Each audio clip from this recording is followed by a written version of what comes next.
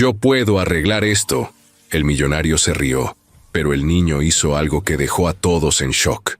En plena hora pico, con el cielo despejado y el ruido de los claxones retumbando por todos lados, el tráfico sobre Paseo de la Reforma estaba más denso que nunca. Camiones, coches, motos, bicicletas y hasta un señor empujando un carrito con tamales se abrían paso como podían. Pero de pronto, entre todos los vehículos algo llamó la atención. Un Rolls-Royce Phantom negro, brillante, imponente, que de un momento a otro comenzó a disminuir la velocidad hasta que se detuvo por completo frente al Ángel de la Independencia. Nadie entendía qué pasaba. El chofer, sudando, se bajó y abrió el cofre con nerviosismo, y entonces, del asiento trasero bajó Alejandro Montoya, trajeado, con el rostro desencajado y el celular pegado a la oreja. Alejandro era uno de los empresarios más poderosos del país. Salía en revistas, daba conferencias, era invitado especial en eventos de lujo y su palabra era ley dentro del círculo empresarial. Su mirada siempre era firme, su voz cortante. Nadie le decía que no, pero ese día, parado en plena avenida, con el sol pegándole en la cara y el celular sin señal, se veía completamente perdido. Intentaba mantener la calma, pero cada segundo que pasaba sin que el coche arrancara, lo hacía ver más ridículo. La gente ya lo estaba grabando con los celulares. Algunos lo reconocían y se reían en voz baja. Otros, sin saber quién era, simplemente disfrutaban ver cómo el auto más caro de la calle se volvía un estorbo más en medio del caos. El chofer levantaba los brazos, miraba el motor, se rascaba la cabeza. Alejandro gritaba: «Llama a la agencia, que manden a alguien ya», pero no había señal. El tráfico empezaba a acumularse detrás de ellos. Claxon tras claxon, insulto tras insulto. Algunos gritaban desde sus coches: «Quítese, don Millonetas, bájese del pedestal y empuje». Unos chavos en bicicleta se burlaron en voz alta: «Ahí está tu coche de lujo, papá». Alejandro giró la cara hacia ellos y apretó los dientes. No podía creer lo que estaba viviendo. Era como una pesadilla. De pronto, entre la multitud que se había formado alrededor del auto, apareció un niño. Tenía 12 años, camiseta deslavada, pantalones con manchas de grasa y unos tenis rotos de tanto usarlos. Caminaba con decisión, sin miedo. Tenía la cara sucia, pero los ojos bien despiertos. Se llamaba Mateo Reyes. Se acercó al coche y, como si no le importara la tensión que había en el aire, le habló directamente al chofer. «¿Qué tiene? ¿No arranca?» El chofer, confundido, lo miró de arriba abajo. Sí, se apagó de la nada. Mateo se agachó, vio el escape, luego caminó hacia el frente y se paró sobre la llanta. Alejandro lo vio con desprecio. «¿Tú qué haces aquí? No es un triciclo, escuincle. Lárgate». Mateo no se inmutó. «No más quiero ayudar. A lo mejor es algo del encendido. ¿Puedo checar?»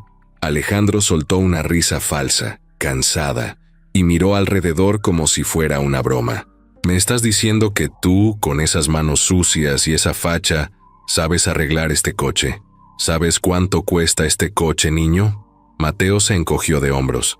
«No sé cuánto cueste, pero si está parado de nada sirve, ¿no?» Un par de personas que estaban cerca soltaron una risa. La burla se había invertido. Alejandro apretó la mandíbula. El chofer lo miró como pidiéndole permiso, sin decir nada. Alejandro lo fulminó con la mirada y luego, con un tono sarcástico, le dijo a Mateo: «Órale, pues. Si crees que puedes con eso, adelante. Pero si lo empeoras, ni un peso te doy, ¿eh?» Mateo sonrió, se amarró bien las agujetas y pidió una llave. El chofer, sin saber por qué, se la dio. Alejandro se cruzó de brazos. Las cámaras de los celulares seguían grabando. Todos esperaban que el niño hiciera el ridículo, pero en lugar de eso, Mateo se movió con rapidez. Revisó unos cables, sopló en una válvula, sacó una linterna diminuta de su bolsillo y la usó como si fuera parte de su cuerpo. En menos de 5 minutos, hizo una pequeña conexión con un pedazo de alambre y un encendedor que le prestó un señor que vendía aguas. Luego, sin decir nada, se hizo a un lado y le dijo al chofer: «Intente ahora». El chofer giró la llave. El motor rugió con fuerza El coche estaba vivo otra vez. La gente aplaudió. Algunos gritaron. Alejandro no entendía qué había pasado. Se acercó al cofre, revisó los cables, se quedó callado. Mateo se limpiaba las manos con un trapo sucio que llevaba en la cintura. El niño no pedía nada, no se lucía, solo sonreía como si hubiera arreglado una bicicleta. Una señora se acercó y le dio una moneda. Otro joven lo felicitó. Alejandro, todavía en shock, sacó su cartera. Sacó un billete de 1,000 pesos y lo extendió.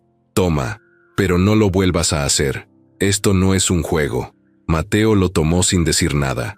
El chofer se subió de nuevo. Alejandro lo siguió. Pero antes de entrar al auto, alguien gritó. «Ya lo subieron a TikTok, se está haciendo viral». Alejandro se volteó. Una joven le mostró el video. Mateo arreglando el auto. Su cara de burla, su frase de «no sé cuánto cueste, pero si está parado, de nada sirve». Todo estaba ahí. Alejandro se subió furioso. «Arranca ya, por favor». Pero el daño ya estaba hecho. El video se esparció como pólvora. En menos de una hora ya tenía miles de vistas. El niño del taller arreglando un Rolls Royce. El empresario humillado. Las reacciones no se hicieron esperar. Memes, comentarios, comparaciones. Algunos lo tomaban con humor, otros con enojo, otros con admiración por el niño. Para Mateo, era solo un día más. Para Alejandro, era el inicio del fin de algo que creía tener bajo control.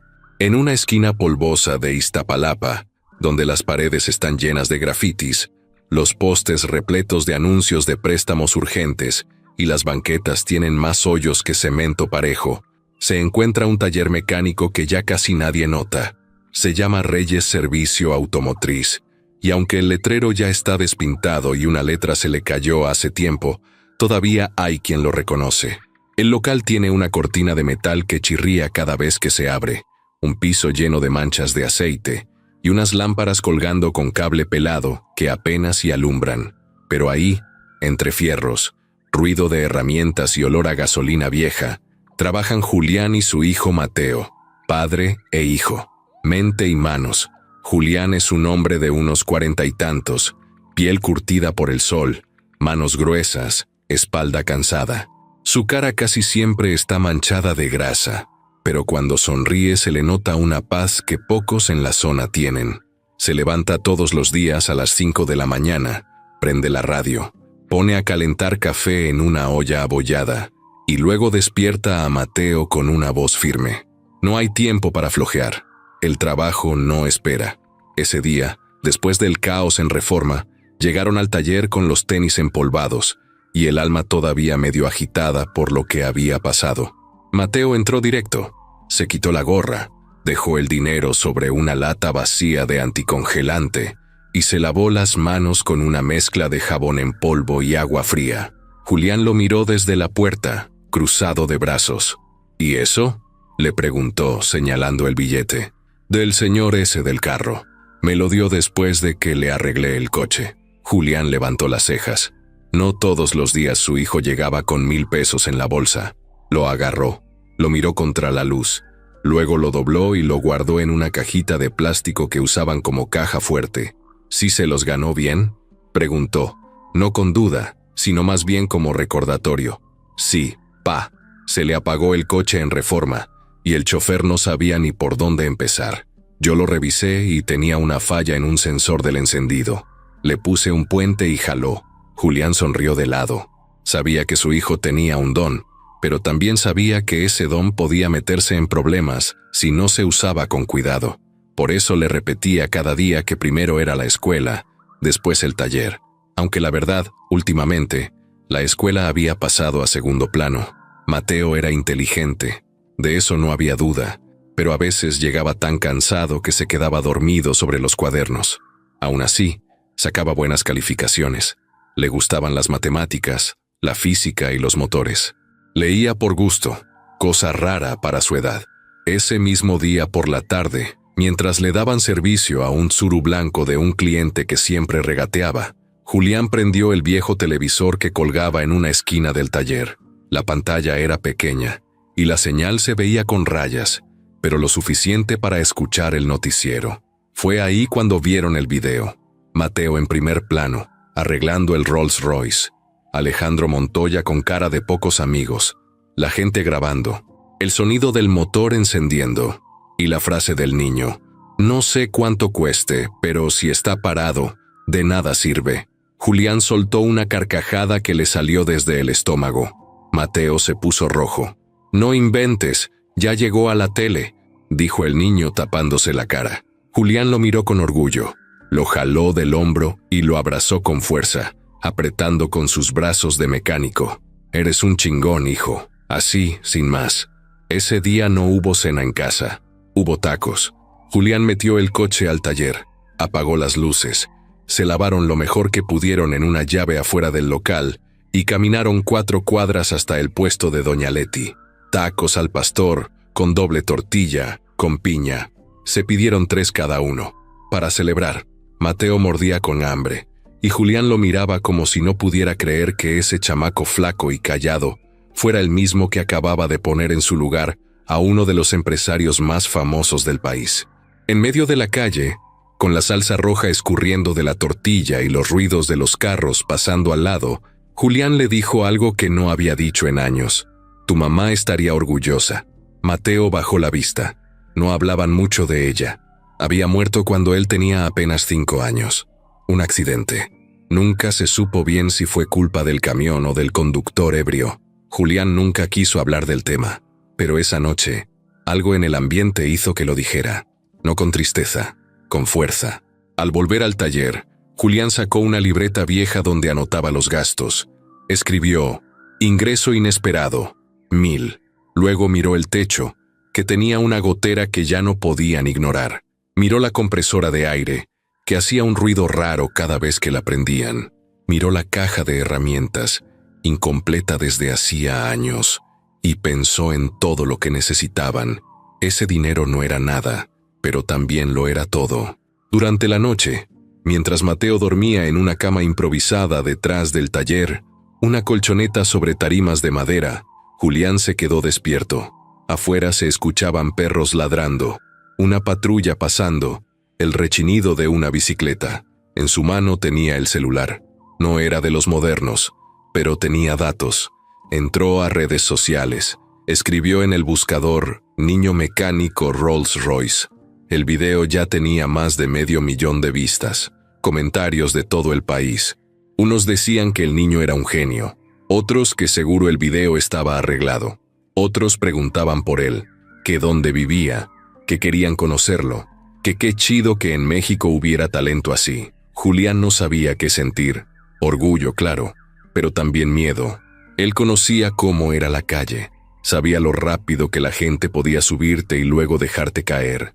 Sabía que los que más te aplauden son los que más pronto se olvidan, o los que más te envidian. Pero también sabía que Mateo no era cualquier niño, que tenía algo especial. No era solo habilidad, era una forma de mirar las cosas, de no rendirse, de entender los motores como si fueran parte de su cuerpo. Julián apagó el celular y se recostó en una silla. Cerró los ojos y murmuró, Diosito, si esto es una bendición, ayúdanos a no regarla. A la mañana siguiente, antes de que el sol saliera, un señor en una camioneta de la alcaldía se estacionó frente al taller. Tocó la cortina. Julián salió con cara de sospecha. El señor, con chaleco naranja y gafete al cuello, le extendió un folder. Vengo a nombre del director del Instituto de Innovación de la CDMX.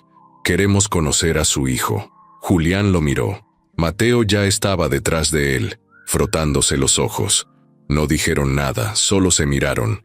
Algo había cambiado. Ya no eran invisibles. En lo más alto de un edificio de vidrio en Polanco, donde todo brilla y huele a nuevo, Alejandro Montoya caminaba de un lado a otro en su oficina, con una taza de café que ni siquiera había probado. Afuera, la ciudad seguía su ritmo loco, pero ahí dentro todo estaba en silencio, con el aire acondicionado sonando apenas. Tenía la tele encendida en mute, pero no necesitaba el volumen para saber lo que pasaba. Lo estaba viendo por 5ª vez, el video del niño mecánico. Otra vez la misma escena, otra vez la misma frase, otra vez su cara de soberbio frente a una cámara que no sabía que lo estaba exponiendo al mundo. Apretó la taza con fuerza, como si pudiera romperla con la pura rabia, y luego se sentó pesadamente en la silla de piel. Le dolía más el orgullo que otra cosa, pero debajo de ese coraje había algo más, algo que no dejaba en paz. La puerta de su oficina se abrió sin que él diera permiso. Era Valeria, su hija. Tenía 26 años, el mismo carácter fuerte que su padre, pero una forma distinta de ver la vida. Traía una tablet en la mano y una mirada de esas que no dejaban espacio para excusas. «¿Ya viste las redes, verdad?», le preguntó, directa. Alejandro solo asintió con la cabeza. No quería hablar, pero ella no pensaba irse. «Sabes que estás en todos lados. No solo es el video, hay memes, entrevistas, hasta ya le están poniendo apodos al niño. Le dicen, el genio de Iztapalapa». Alejandro dejó la taza sobre el escritorio y se pasó la mano por la cara. No tenía cabeza para redes sociales. No le importaban los memes. Lo que lo tenía inquieto no era la vergüenza pública, era ese niño, esa mirada, esa forma de pararse frente al coche como si hubiera nacido para eso. «Ese chamaco tiene algo», dijo, más para él que para Valeria. «Tiene talento, papá, y tiene humildad, justo lo que a ti te falta últimamente», soltó ella sin rodeos. Él no contestó. Sabía que ella tenía razón, pero no quería discutir. Lo que sí hizo fue levantarse y caminar hasta una repisa donde había varias fotos, premios, reuniones importantes, eventos con gobernadores, todo eso que usaba para sentirse importante. Pero en una esquina, casi escondida, había una foto diferente. Era él, más joven, con una mujer sonriente y un niño abrazándolo por la espalda. El niño tendría unos 10 años, cabello oscuro, sonrisa abierta. Se llamaba Daniel, su hijo, el hijo que ya no estaba. Alejandro tomó la foto con cuidado, como si pesara. No era la primera vez que la miraba, pero sí la primera vez en mucho tiempo que lo hacía sin apretar los dientes. Valeria se quedó en silencio. Sabía lo que su papá estaba sintiendo. Ella también lo sentía, aunque lo escondiera mejor. «¿Te acuerdas cómo era Daniel con los coches?», preguntó ella, bajando un poco la voz. Alejandro asintió. Le costaba hablar de eso. Daniel tenía una obsesión con los motores desde que era muy chico. Le encantaba desarmar juguetes, meterse al taller del abuelo, ver videos de cómo funcionaban los autos. Le gustaba estar sucio, lleno de grasa, preguntando todo. Alejandro, en cambio, quería que fuera abogado o financiero o lo que fuera, menos mecánico. «Para eso no necesitas estudiar», le decía. «Eso es para los que no tienen opciones». Pero Daniel no escuchaba. Seguía soñando con carreras, con motores, con construir su propio auto algún día. Una vez, cuando tenía 8 años, le armó un carrito a control remoto desde cero. Lo hizo con partes de otros juguetes rotos. Alejandro lo vio, lo probó, se sorprendió, pero no dijo nada. Nunca lo felicitó, y Daniel se lo notó en los ojos. Esa noche, el niño se encerró en su cuarto, y así fueron pasando los años. Daniel cada vez más callado, más lejano, hasta que un día, de regreso de una competencia de robótica a la que fue sin permiso, se accidentó. Iba en una moto que le prestó un amigo. Murió al instante. Alejandro nunca lo perdonó, ni a él, ni a sí mismo. Valeria lo miraba ahora con los ojos llenos de algo que no era rabia, sino dolor. «Ese niño te lo recordó, ¿verdad?». Alejandro no respondió. Solo se sentó de nuevo y volvió a ver el video. Mateo limpiándose las manos con su trapo. La gente aplaudiendo. Él, parado como un idiota sin saber qué decir. Y sí, se parecía. No físicamente, pero había algo. La forma en que miraba el motor, como si pudiera hablarle. Igual que Daniel, como si los fierros le tuvieran confianza. Como si el ruido de un motor fuera música para sus oídos. Valeria se acercó y se sentó frente a él. «Tal vez es tu oportunidad de hacer algo distinto. Ya no por ti, por alguien más». Él la miró sin entender. «¿Y qué quieres que haga? ¿Que le mande una beca? ¿Le compre una casa? ¿Le regale un coche?». «No, papá, nada de eso. Habla con él, con su papá, no como empresario, como persona». Alejandro suspiró. Hacía años que no hablaba con nadie sin tener que cerrar un trato, sin tener que ganar. Había construido un muro tan alto alrededor de sí mismo que hasta él se había quedado atrapado adentro. Pero esa foto, ese video, esa cara de niño con manos manchadas, todo lo estaban empujando hacia algo que ni él mismo entendía. Más tarde, ya en su departamento, apagó todas las luces menos una. Se sentó en la sala, con la foto de Daniel en una mano y su celular en la otra. Entró a redes sociales, buscó el video original, empezó a leer los comentarios. Todos hablaban del niño, de su talento, de lo injusto que era que alguien así viviera en la pobreza mientras tantos mediocres vivían rodeados de lujos. Alejandro se sintió incómodo, porque en muchos de esos comentarios, él era el mediocre del que hablaban, el rico que no sabía nada, el que se burlaba, el que no reconocía lo que valía la pena. Luego buscó más información. Encontró una entrevista que un canal local había hecho esa misma tarde. El reportero estaba parado frente al taller de Iztapalapa. Mostraba el lugar, hablaba con los vecinos, contaba la historia de Julián y Mateo, el papá viudo que levantó un taller con lo poco que tenía, el niño que aprendió mirando, que nunca fue a una escuela de mecánica, que todo lo sacó observando a su papá. Alejandro no pudo evitar sonreír. Era la historia que su hijo nunca tuvo, o que nunca le permitió tener. Apagó el celular, se levantó y fue al closet. Sacó una caja que tenía guardada al fondo. Adentro había dibujos viejos de Daniel, una medalla de una competencia de ciencia, un cuaderno con diseños de autos y una carta. No la había leído en años. La abrió. Era corta, escrita con letra de niño. Decía: «Papá, algún día voy a construir el coche más rápido del mundo, y quiero que tú lo manejes. No importa si te enojas conmigo, yo te quiero igual». Alejandro se sentó en el piso con la carta en la mano, y por primera vez en mucho tiempo, lloró, sin hacer ruido, sin esconderse, como si todo lo que había acumulado dentro de él por años, de pronto necesitara salir. Ya era de madrugada cuando se levantó. Marcó un número. Era de su asistente. «Consígueme la dirección del taller de Iztapalapa. Quiero conocer al niño y a su papá. Mañana mismo».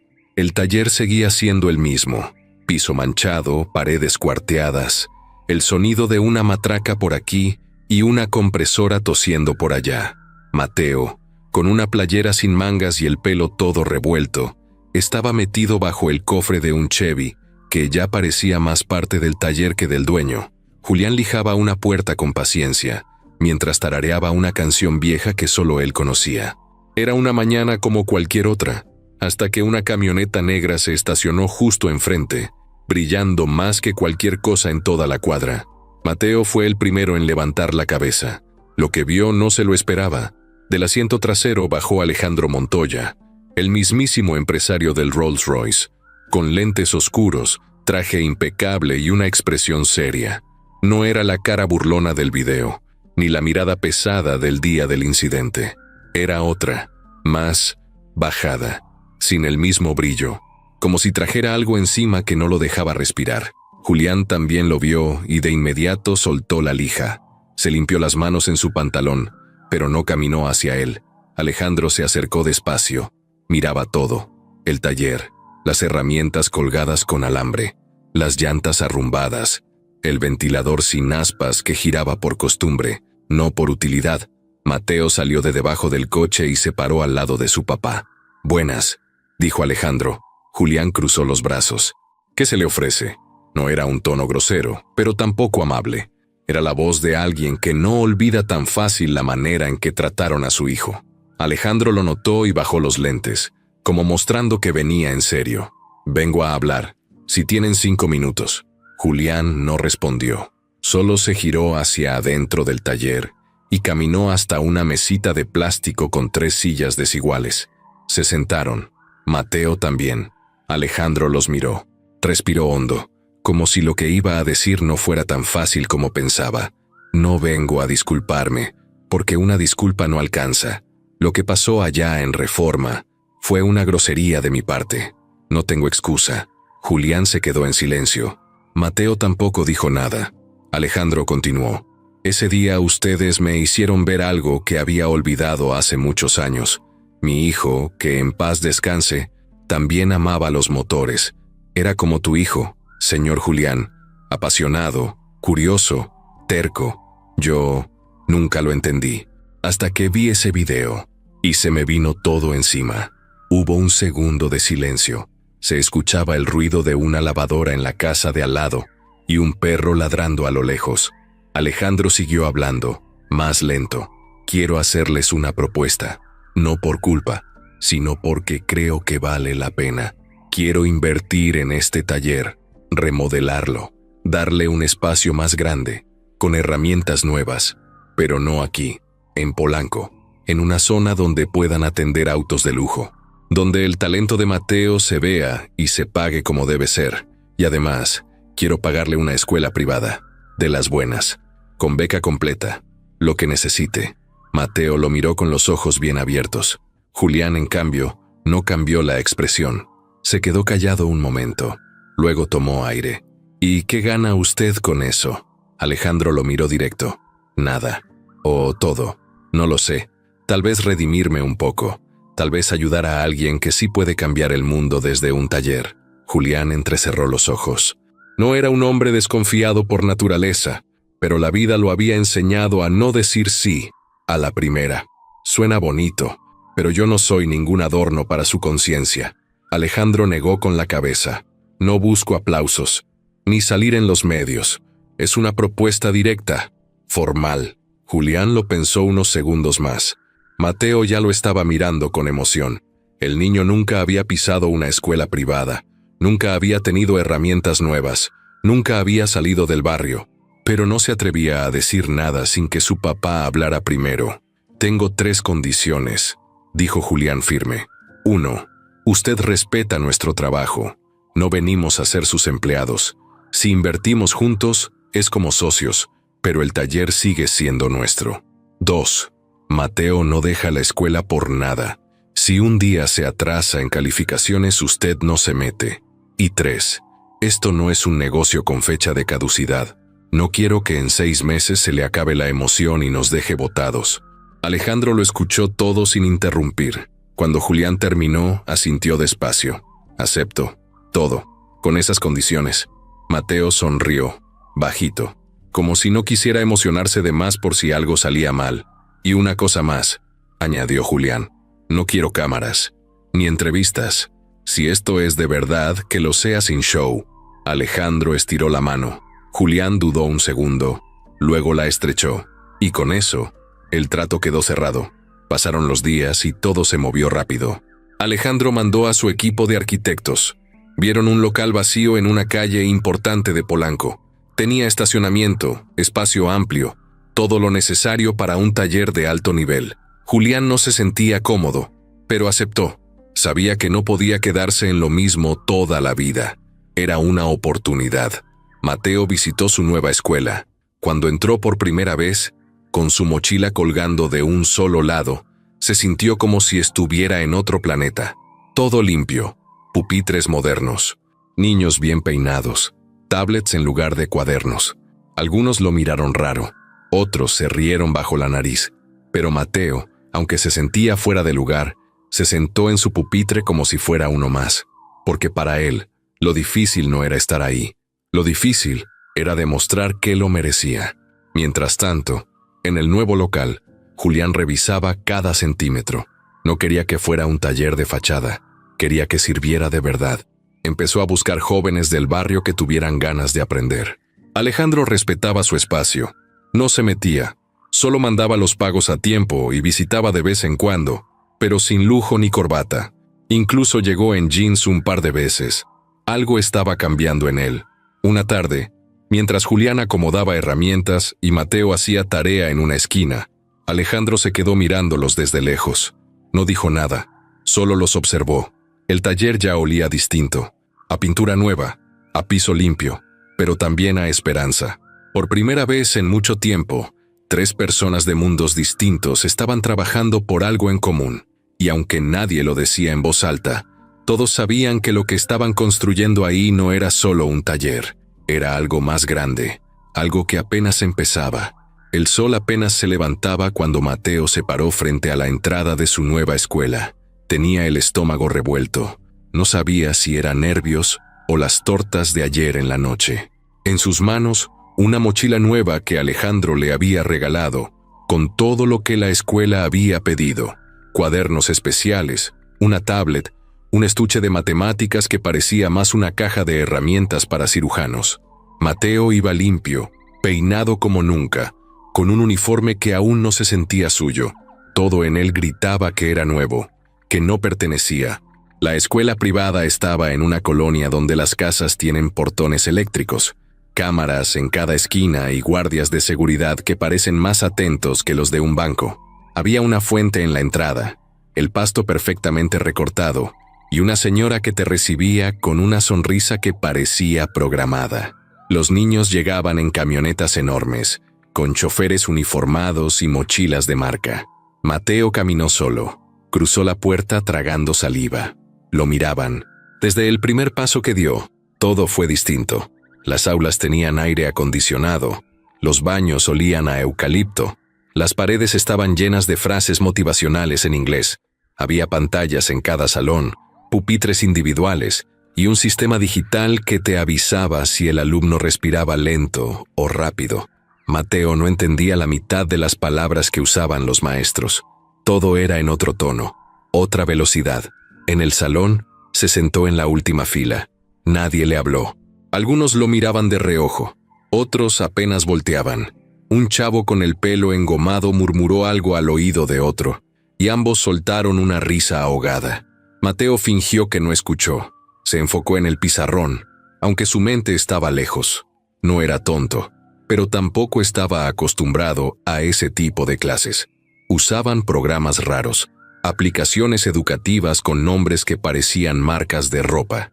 Aún así, tomaba apuntes, lento, pero sin parar. A la hora del recreo, se fue a una esquina. Sacó un sándwich que Julián le había preparado en la mañana, envuelto en servilleta. Mientras comía, un grupo de 3 niños pasó cerca. ¿Ese es el del video?, preguntó uno en voz baja, pero no tanto. Sí, el mecánico. Arregla coches en Iztapalapa, respondió otro. ¿Y qué hace aquí? Pues dicen que lo trajo el papá de Valeria Montoya. ¿Quién sabe qué raro trato tengan? Mateo bajó la mirada. No se metía con nadie, pero todo en él decía que no era de ese lugar. Cuando sonaba la campana para regresar a clase, respiraba aliviado. Mientras tanto, en el taller de Polanco, Julián vivía otro tipo de choque. Ahora el taller tenía piso epóxico, herramientas que ni sabía usar todavía, una recepción con sillones blancos y hasta cafetera automática. Ya no arreglaban Surus ni motos.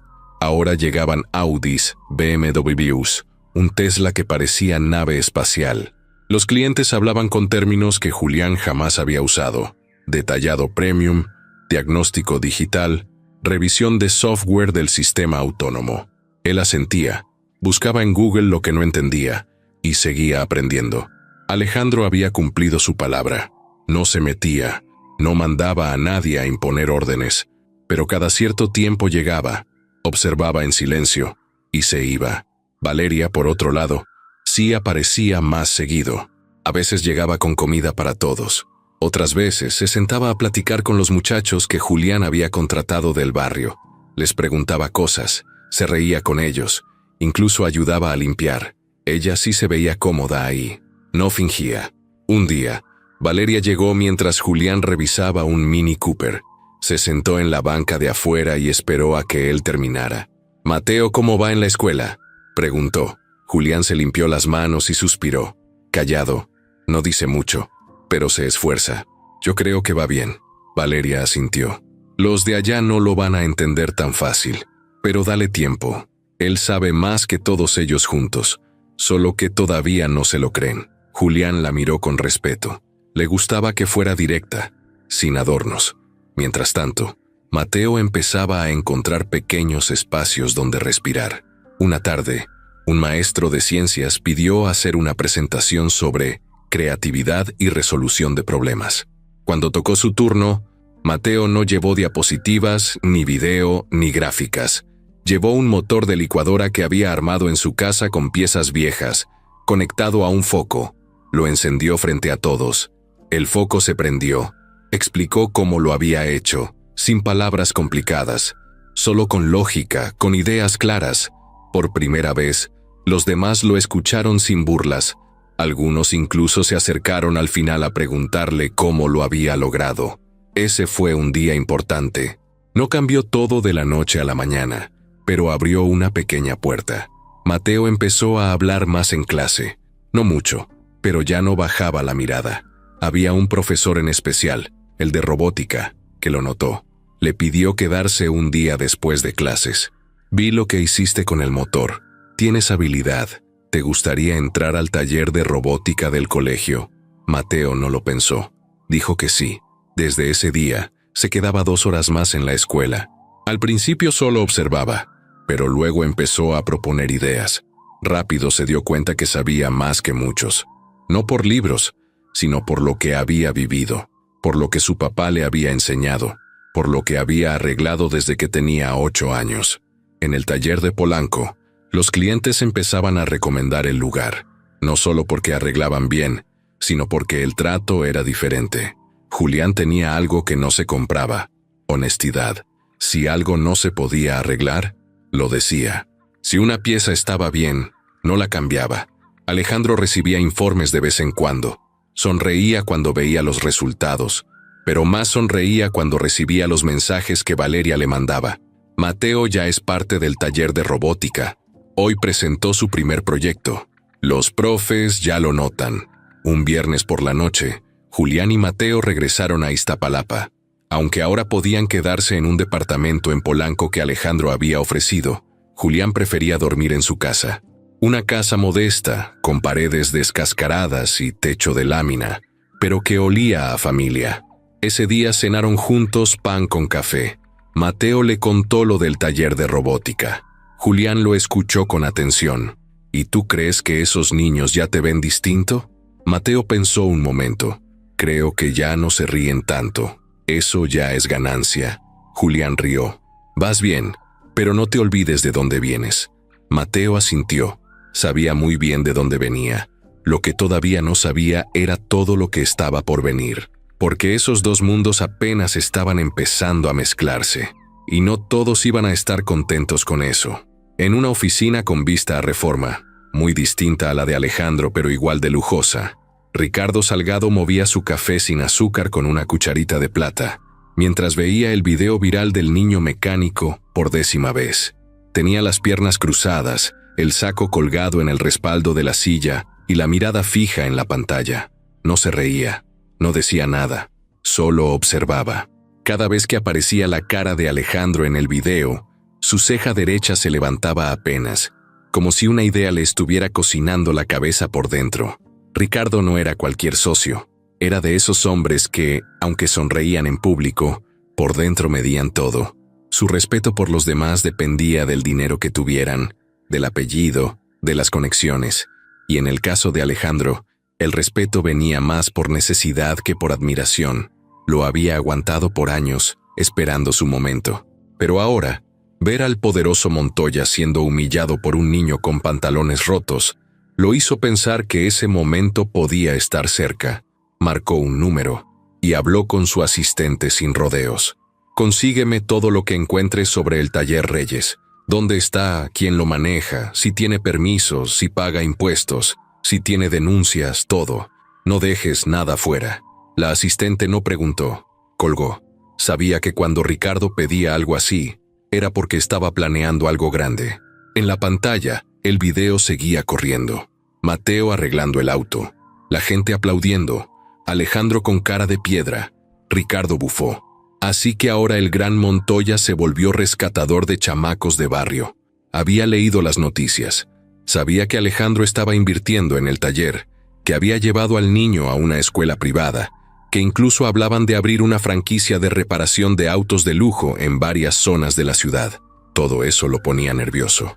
No por el negocio en sí, sino por el ruido que generaba. Alejandro había dejado de invitarlo a las juntas clave. Valeria, la hija, ahora aparecía en reportajes como la nueva cara del proyecto. Y él, Ricardo Salgado, que había sido socio desde los primeros días, estaba quedando fuera de la conversación. Esa misma semana, en una comida con funcionarios del Estado de México, Ricardo soltó el comentario como quien no quiere la cosa. ¿Ya vieron ese nuevo taller de lujo que están poniendo en Polanco? Lo maneja un ex mecánico de Iztapalapa. Dicen que ni licencia tiene. Y el niño, bueno, ni registrado está como trabajador. A ver si no están metiendo a un menor a hacer cosas ilegales. Algunos se rieron, otros solo levantaron las cejas. Uno de ellos, que trabajaba en una dependencia de comercio, sacó su celular y empezó a buscar. ¿Y eso lo está apoyando Montoya? Ricardo sonrió con una mueca seca. Sí, muy caritativo últimamente, ¿no? Después de ese comentario, los engranes empezaron a girar. Ricardo no necesitaba ensuciarse las manos. Solo tenía que sembrar dudas en los oídos correctos, en las oficinas indicadas. Los trámites que normalmente pasaban sin problema empezaron a retrasarse. Las inspecciones se duplicaron. Los proveedores que estaban listos para surtir materiales al taller en Polanco comenzaron a poner pretextos. Que no tenían disponibilidad, que hubo cambios en los precios, que necesitaban nuevas garantías. Julián empezó a notarlo primero. Un día, llegó un inspector de la alcaldía con una actitud seca. Revisó hasta las coladeras. Preguntó por permisos que ni siquiera sabían que existían.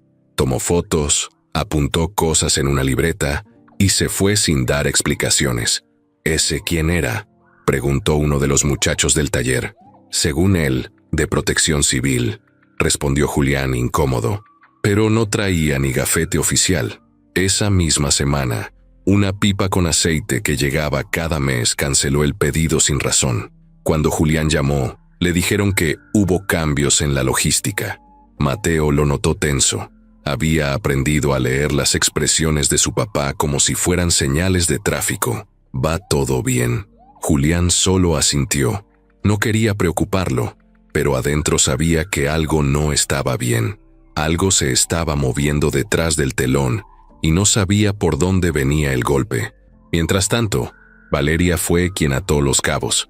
Revisando correos, se dio cuenta de que algunas dependencias estaban solicitando documentos duplicados, trámites que ya estaban aprobados y otros que simplemente no tenían sentido. Empezó a sospechar.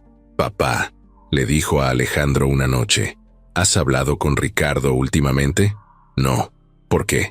«Porque muchas cosas extrañas están pasando desde que este proyecto tomó fuerza. Y todo apunta a que alguien con contactos lo está entorpeciendo por debajo del agua». Alejandro se quedó callado. No necesitaba mucho para entender. Ricardo siempre había sido así, político, cuidadoso, pero venenoso. De esos que te abrazan con una mano y te empujan con la otra. «Voy a hablar con él», dijo Alejandro con tono firme. Pero Ricardo era hábil. Cuando lo enfrentó en una comida formal, sonrió como si nada pasara. «¿Yo? ¿Ponerles trabas?» «Claro que no, Alejandro. Si tú quieres invertir en talleres sociales, es tu decisión. Pero hay reglas. Y si tu socio se pasa esas reglas por alto, no puedes esperar que todo el sistema lo aplauda». «No somos socios en eso», dijo Alejandro. «No todavía», contestó Ricardo, mirando su copa de vino. «Pero si ese proyecto empieza a afectar la imagen de la empresa, sí que lo seremos». Alejandro lo entendió todo. Ricardo no solo estaba celoso, se sentía desplazado y estaba dispuesto a tirar el proyecto si eso le devolvía el control. Pero había algo que Ricardo no sabía. Alejandro ya no estaba solo en esto. Ahora tenía algo que nunca había tenido antes. Un propósito. De regreso en el taller, Julián se reunió con Mateo, Valeria y los demás trabajadores. «Nos están tirando con todo», dijo sin vueltas. «Quieren que cerremos».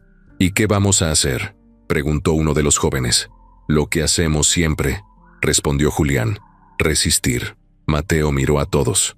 Sentía algo en el pecho, una mezcla de coraje y determinación.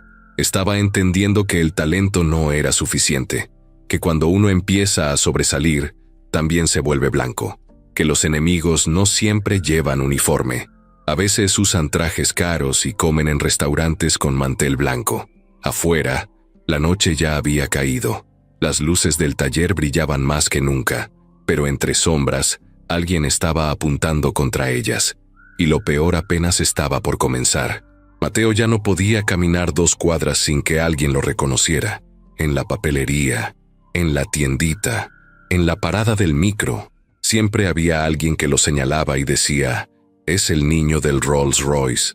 Algunos querían tomarse una foto con él, otros solo lo miraban con una mezcla de sorpresa y admiración, como si no pudieran creer que ese chamaco flaco, con manos de mecánico, fuera el mismo del video viral que había roto las redes. En la escuela, las cosas también habían cambiado, pero no del todo para bien. Ahora varios maestros lo usaban como ejemplo. «Si Mateo puede, ustedes también», repetían. Y eso, en lugar de motivar a sus compañeros, solo alimentaba la envidia de algunos. Uno de los chavos más pesados del salón, un tal Santiago, empezó a lanzarle indirectas en cada clase. Que si venía a estudiar o a grabar otro video. Que si ya le habían ofrecido su programa de televisión. Que si en vez de mochila debería traer su caja de herramientas. Mateo aguantaba. No respondía. Había aprendido que en esos lugares, contestar solo empeoraba las cosas. Lo que más le incomodaba no era eso. Era que, poco a poco, sentía que lo trataban más como el personaje que como persona. En redes sociales empezaron a circular más videos suyos.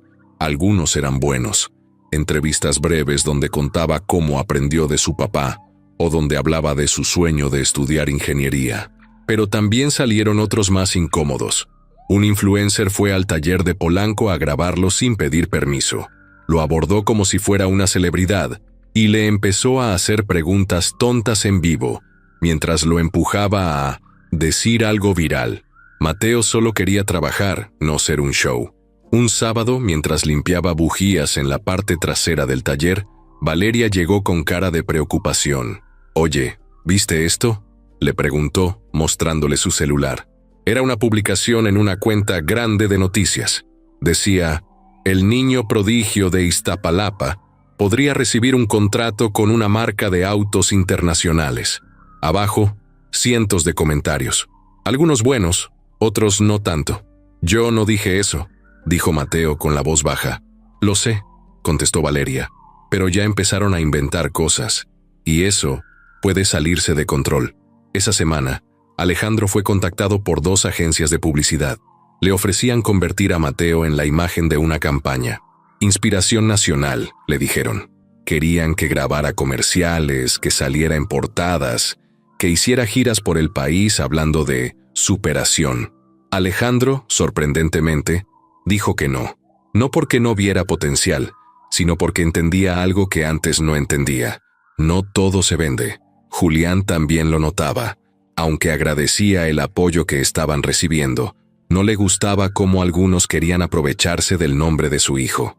Por eso, decidió hablar con él una noche mientras comían enfrente de la televisión. «Hijo, si esto se pone feo, si empiezan a usarte para cosas que no te gustan, tú dime, nos salimos, cerramos todo y empezamos de nuevo si hace falta». Mateo negó con la cabeza. «No, pa, no quiero huir. Solo quiero que me vean por lo que hago, no por un video». Julián le apretó el hombro. Esa frase se le quedó en la cabeza toda la noche, pero el golpe más fuerte llegó unos días después. Fue un lunes por la tarde. Mateo salió del salón y vio a 2 prefectos esperándolo en la puerta. Le pidieron que los acompañara. No le dijeron por qué. Lo llevaron a la dirección. Ahí estaba el director de la escuela, con cara seria, y una mujer con gafas que no conocía. «Mateo, ¿sabes por qué estás aquí?», preguntó el director. «No, esta señora vino a presentar una queja. Dice que tú robaste una pieza del laboratorio de robótica». Mateo abrió los ojos. «¿Qué? Yo no robé nada. Uno de tus compañeros dice que te vio guardar una pieza de alto valor en tu mochila». Mateo se quedó helado. No sabía ni qué responder. Nunca, en toda su vida, había tomado algo que no fuera suyo. No entendía qué estaba pasando. Le pidieron revisar su mochila. Él la entregó sin problema. Revisaron todo. No había nada, pero la mancha ya estaba hecha. El rumor empezó a correr por toda la escuela. En el recreo, algunos lo miraban con desconfianza. Otros ya lo señalaban con malicia. Mateo se sintió más solo que nunca. Valeria fue de inmediato a la escuela. Exigió hablar con el director, con los padres del alumno que lo acusó, con todos. No encontraron pruebas. Todo había sido una mentira, un ataque, una trampa. Pero la reputación de Mateo ya había sido golpeada. En redes sociales, la noticia había salido en páginas de chismes. El niño genio, acusado de robo. La aclaración, como siempre, no tuvo el mismo alcance. Julián estaba furioso. Alejandro también. Pero Mateo, en vez de estallar, se encerró en su cuarto. No lloró, no gritó. Solo se quedó acostado, mirando al techo, pensando en todo lo que había cambiado en tan poco tiempo, en cómo un solo error, una mentira, podía destruir todo. Al día siguiente regresó a clases como si nada. Sabía que eso era lo que más dolía a los que lo querían ver caer, que no se quebrara. Pero algo en él había cambiado. Ya no confiaba como antes. Ya no sonreía tan fácil. Una tarde, mientras trabajaba en el taller con unos audífonos puestos, Alejandro se le acercó y se sentó a su lado. «Lo siento», dijo simplemente. Mateo no respondió. «Yo también perdí a alguien», siguió Alejandro. «Y cuando pasó, pensé que el mundo me debía respeto solo por eso. Pero ahora entiendo que el respeto se gana, y tú te lo has ganado 1000 veces». Mateo asintió apenas. No necesitaba discursos, necesitaba tiempo. Esa noche, en la sala de su casa, Julián le mostró un cuaderno viejo. «Era de tu mamá. Mira lo que escribió cuando tú apenas tenías 5 años». Abrió una página. Había una frase: «Mateo va a brillar, pero tengo miedo de que el mundo le tenga envidia». Mateo leyó en silencio. No dijo nada, pero esa noche, antes de dormir, se prometió algo. Si el mundo le iba a poner obstáculos, entonces él se iba a volver experto en esquivarlos, o en derribarlos. La mañana empezó tranquila, como cualquier otra. El taller de Polanco olía a café y aceite nuevo. Mateo había llegado temprano, como siempre, con la mochila a cuestas y las ideas frescas. Se acomodó en la banca del fondo, donde hacía su tarea antes de meterse a la zona de motores. Julián ya estaba revisando una camioneta de lujo que habían dejado desde el día anterior. Uno de los chicos del taller puso música bajito, cumbias suaves que hacían más llevadera la rutina. Todo parecía ir bien, hasta que llegaron. 3 camionetas blancas se estacionaron justo frente al taller. Bajaron hombres con chalecos de la autoridad. No eran los típicos supervisores con cara amable o gafetes colgando. Eran fríos, formales, y no saludaron a nadie.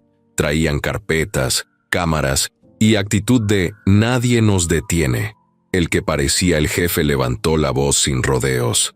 «Este establecimiento será clausurado por irregularidades administrativas. Nadie entra, nadie sale». Los trabajadores se quedaron congelados. Julián soltó la herramienta que tenía en la mano y se acercó. «¿Cómo que clausurado? ¿De qué hablan?» «Orden directa de la Secretaría de Desarrollo Urbano. Hay denuncias por falta de permisos de uso de suelo, mal manejo de residuos y evasión de reportes fiscales.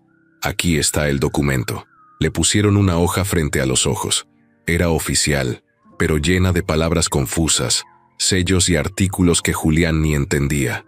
Intentó hablar, explicar, preguntar algo, pero nadie lo escuchaba. Otro funcionario ya estaba pegando sellos de clausura en la entrada, con cinta amarilla y letras negras enormes.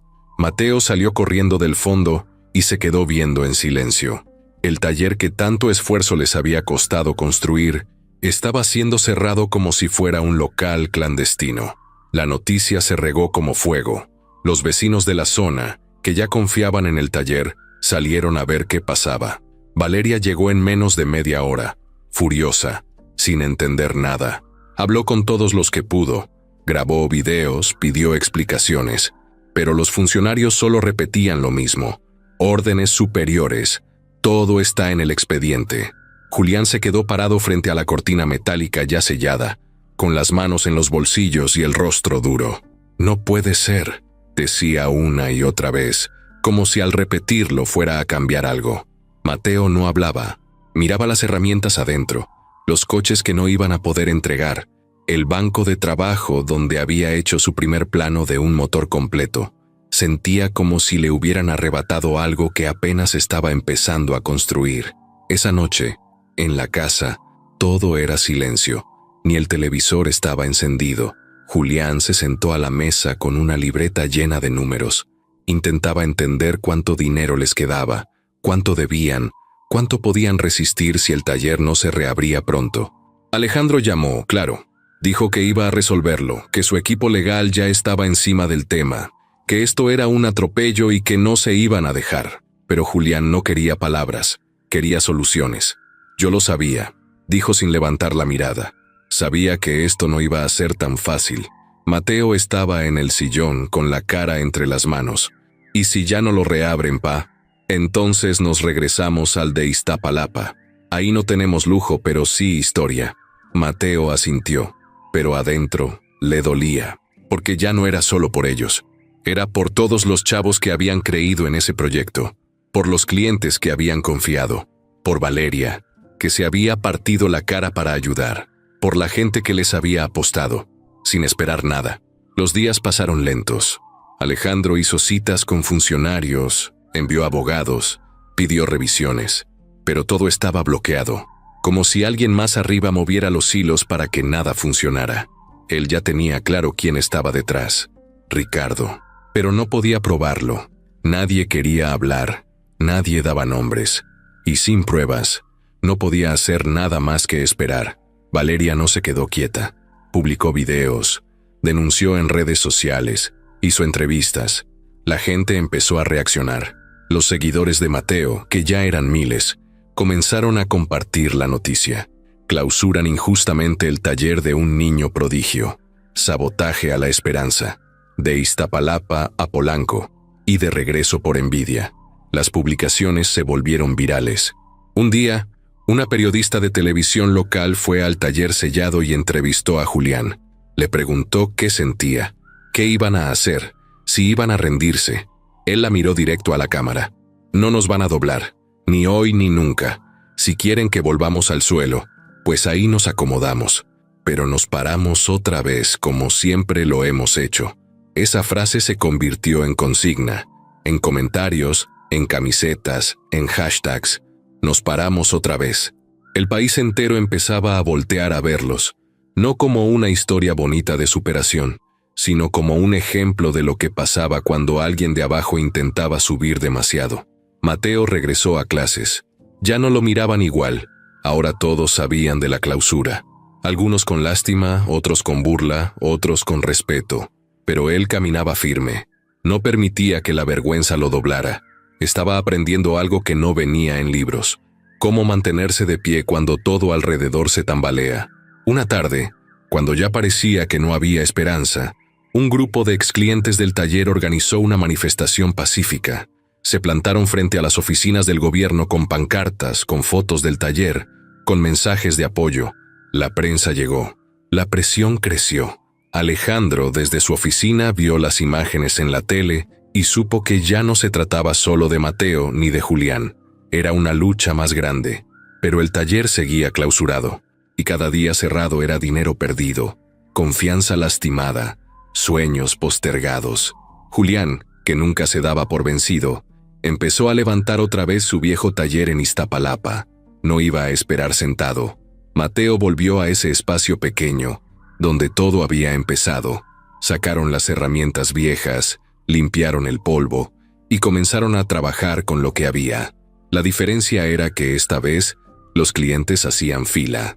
Y mientras tanto, entre los sellos pegados en la cortina de Polanco, alguien escribió con plumón negro justo al centro: clausurar un lugar no detiene una historia, solo le cambia el capítulo. Y así fue, porque lo que venía después, nadie lo esperaba, ni siquiera los que lo habían planeado todo. El aire de la tarde parecía más denso de lo normal. La ciudad se sentía estancada, atrapada entre la lucha por los permisos y los escándalos que rodeaban al taller de Polanco. Los días parecían pasar a cámara lenta, pero en las redes sociales, la situación tomaba un rumbo cada vez más grande. Las protestas seguían, los hashtags aumentaban, la gente estaba hablando de ellos. algunos con empatía, otros con rabia, pero lo cierto era que ya no podían ignorarlos. Valeria pasó toda la mañana en el estudio de televisión local, dando entrevistas y respondiendo preguntas. Los periodistas querían saber más, querían drama, querían sangre. No era suficiente con la historia del niño prodigio. Ahora tenían que ahondar en el lado oscuro, en la clausura, en la injusticia, en el supuesto sabotaje de los competidores. Valeria se sentó frente a las cámaras, con el rostro decidido, pero con un cansancio evidente. ¿Cómo se sienten después de todo lo que está pasando?, le preguntó la reportera, una mujer joven que sonreía de manera forzada. Valeria lo pensó unos segundos. Sabía lo que quería escuchar, pero no iba a darles la respuesta que querían. Nos sentimos más fuertes que nunca. Esto no es solo un ataque a nuestro taller, ni a Mateo. Esto es un ataque a todos los que creemos en el trabajo honesto, en las segundas oportunidades, en que un sueño no se destruye porque alguien quiere pisotearlo. La reportera la miró, sorprendida. No era lo que esperaba, pero la entrevista continuó, girando sobre las mismas preguntas de siempre, y Valeria, con su paciencia de acero, fue respondiendo sin perder la compostura. Mientras tanto, en el taller de Iztapalapa, Julián ya no sabía ni cómo describir lo que sentía. El ruido de las herramientas, los motores, las conversaciones entre los chicos del barrio, todo parecía una rutina, pero en su interior había algo mucho más grande: la presión, la preocupación. Sabía que todo esto no era solo una batalla por un taller, era una guerra de clases, de poder, y en ese terreno, la verdad, no sabían qué tan lejos llegarían. Aún así, seguía trabajando. No podía permitirse el lujo de rendirse. Aún quedaban cuentas por pagar, sueños por cumplir, y mientras las voces en los medios empezaban a cobrar más fuerza, una llamada entró en el teléfono de Alejandro. Era una llamada que no esperaba. «¿Ricardo?», dijo, con un tono seco, casi desinteresado. «Alejandro, ¿cómo estás?», respondió Ricardo, su voz falsa, como si todo estuviera bien. «Sabes perfectamente cómo estoy». «Veo que la cosa no ha mejorado, ¿eh?», dijo Ricardo, disfrutando de la situación.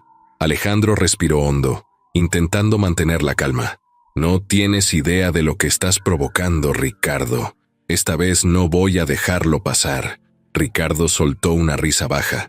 «No te pongas así, Alejandro. Solo estoy siguiendo las reglas.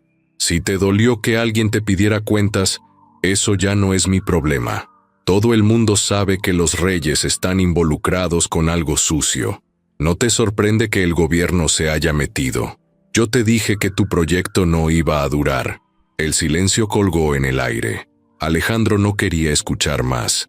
Sabía lo que Ricardo estaba insinuando, que todo esto, la clausura, las mentiras, los ataques, todo venía de un lugar oscuro, de un enemigo que se escondía detrás de las sonrisas. Alguien con mucho poder, dispuesto a hacer cualquier cosa para frenarlos. «Ya basta», dijo Alejandro finalmente. «No voy a quedarme callado, y esta vez no lo voy a dejar». La llamada terminó, y por primera vez en mucho tiempo, Alejandro no sintió el vacío de la culpa o la frustración. Sentía rabia, una rabia que no había sentido en años, porque sabía que, de alguna manera, Ricardo estaba jugando sucio, y con eso, los Reyes, Mateo y su familia estaban siendo arrastrados en el barro.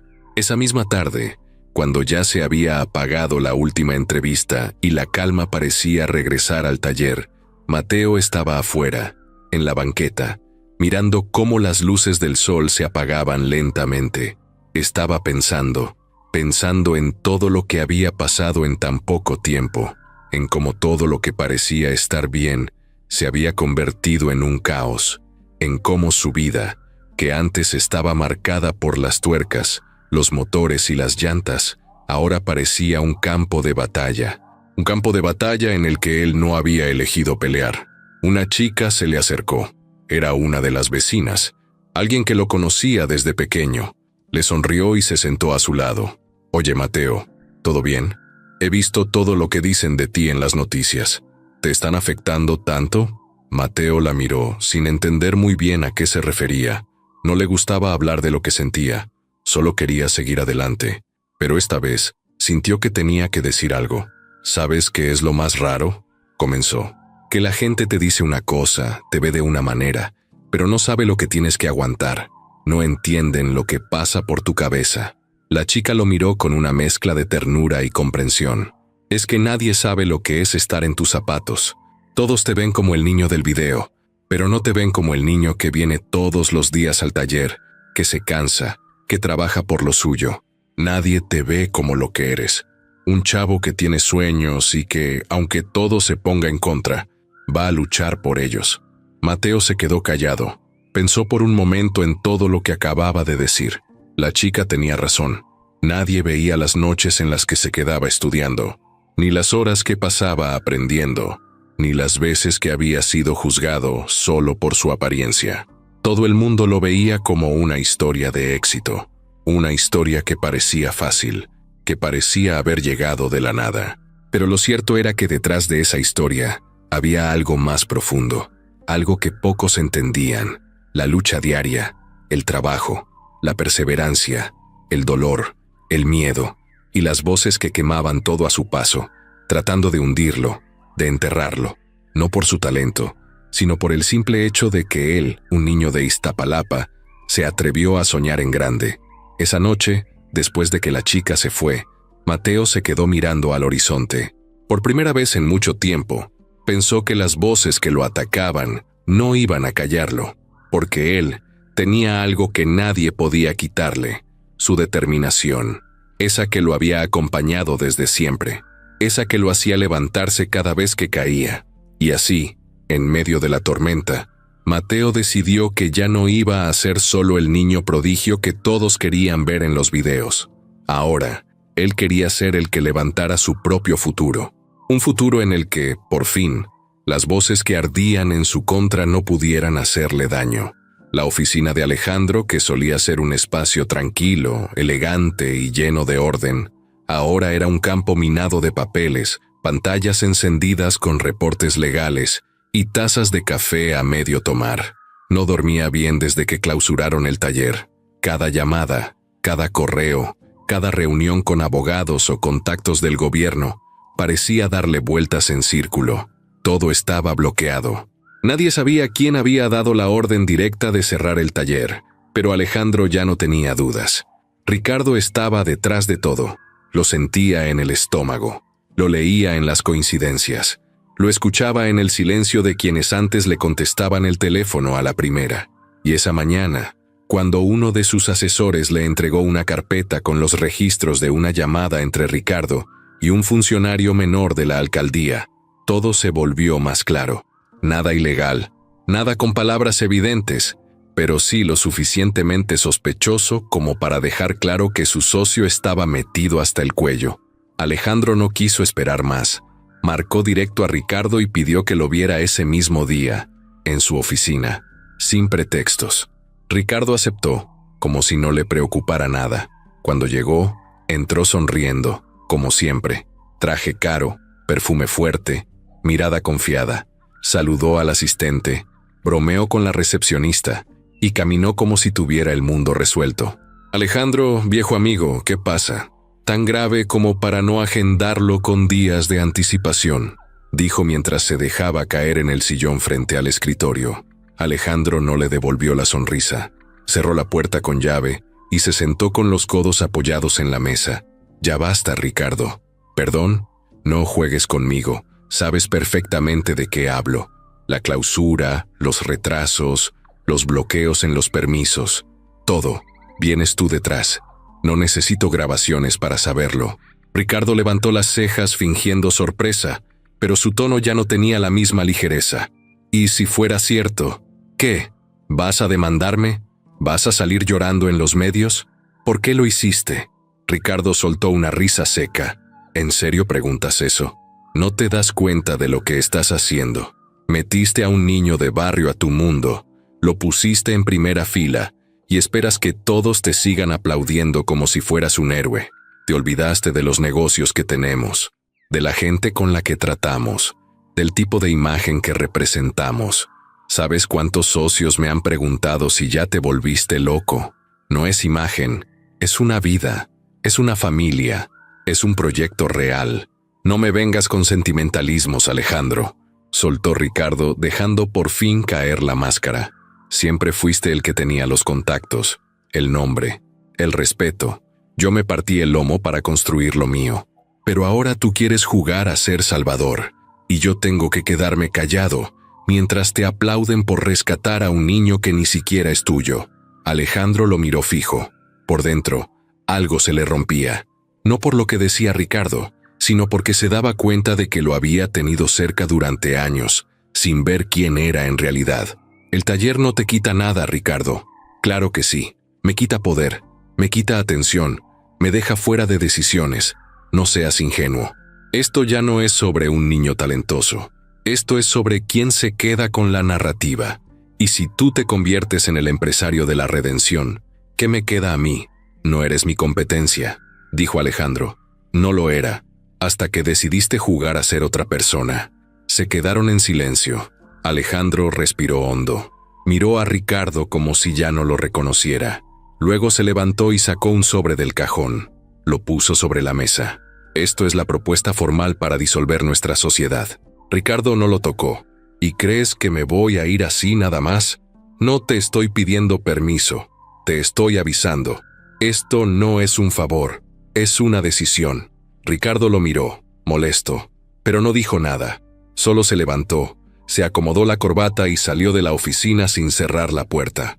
Alejandro se quedó solo, con las manos sobre el escritorio, sintiendo un peso en el pecho, porque aunque había dado un paso firme, sabía que las cosas no iban a calmarse tan fácil.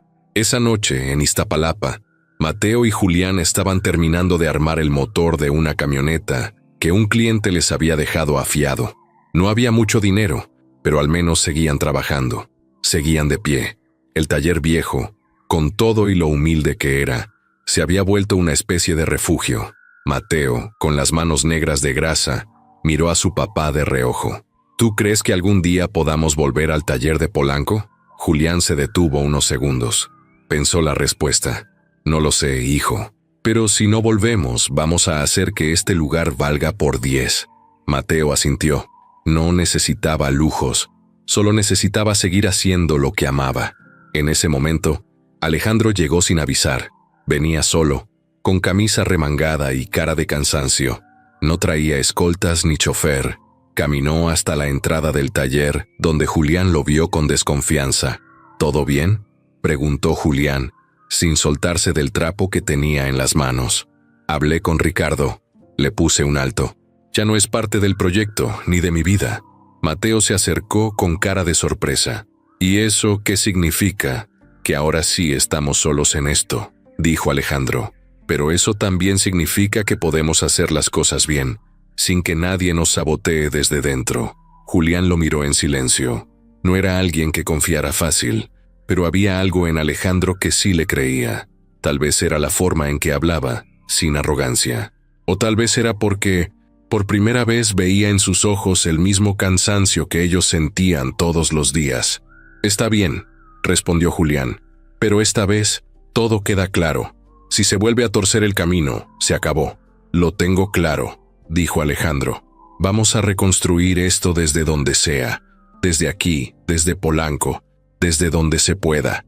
Mateo los escuchaba, sin decir nada, pero por dentro, algo se le encendía, un fuego nuevo, un deseo de demostrar que sí se podía, que aunque les pusieran piedras en el camino, ellos sabían cómo usar esas piedras para construir algo más fuerte. Esa noche, mientras el cielo se cubría de nubes, Alejandro se despidió y se fue caminando, sin coche, sin chofer, sin lujo, solo, como cuando empezó todo, como si también estuviera redescubriendo su propio camino. Todo empezó con una nota pequeña en un portal de noticias, un texto sin mucho detalle, publicado casi de madrugada, firmado por una periodista desconocida. El título era corto pero provocador. Alejandro Montoya usa a niño de Iztapalapa para limpiar su imagen.